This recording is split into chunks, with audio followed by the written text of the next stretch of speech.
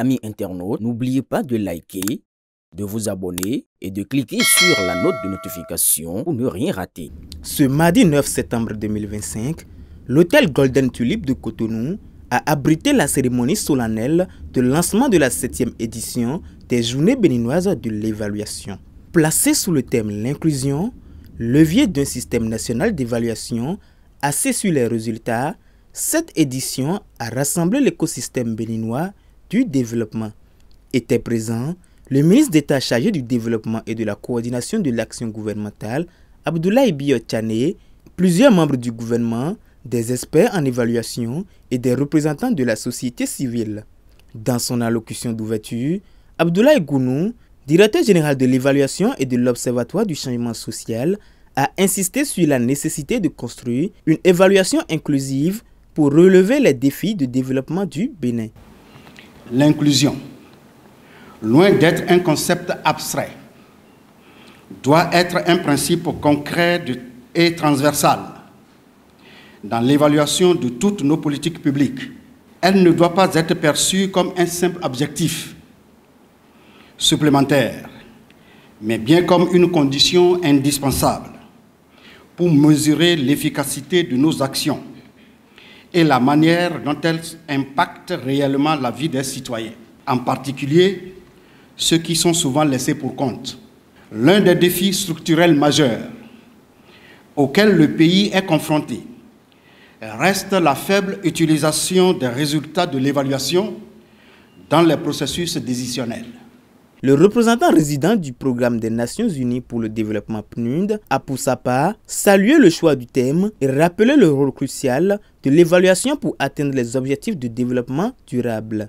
Cette journée traduit l'engagement du Bénin à renforcer la culture de l'évaluation et bâtir des politiques publiques plus efficaces et plus justes.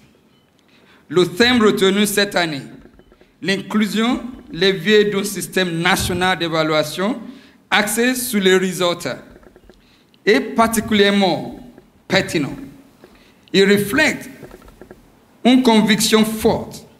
Aucune politique publique ne peut être pleinement efficace si elle ne prend pas en compte toutes les voies, toutes les réalités et toutes les vulnérabilités.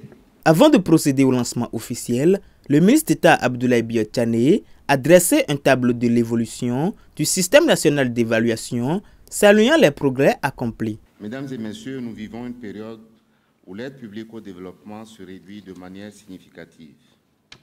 Autrefois moteur important du financement du développement, cette aide se contracte sous l'effet des crises mondiales et du redéploiement des priorités de nos partenaires et des bailleurs de fonds. Ces situations nous interpellent et nous obligent à agir autrement, en valorisant davantage nos propres ressources financières, humaines et institutionnelles, mais aussi en innovant. C'est dans ce contexte que l'évaluation prend toute son importance. Elle n'est ni un exercice formel, ni un simple mécanisme de contrôle administratif.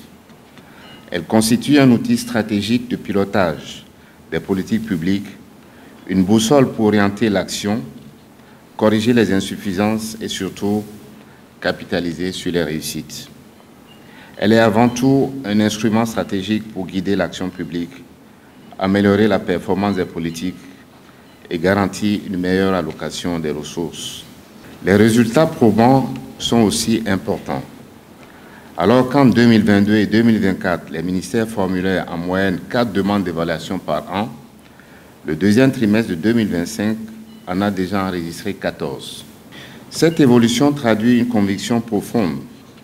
La vision 2060 à la FIA, un monde de splendeur, ne pourra se réaliser que si elle est portée par une gouvernance axée sur les résultats, où chaque politique est conçue, suivie et ajustée à la lumière des données probantes. Grâce à la mobilisation de tous les acteurs, cette 7e édition ouvre une nouvelle ère où l'inclusion devient la norme pour une évaluation performante et utile. Le chemin est encore long, mais la volonté affichée de placer l'humain au centre des processus est un signal fort pour l'avenir du Bénin.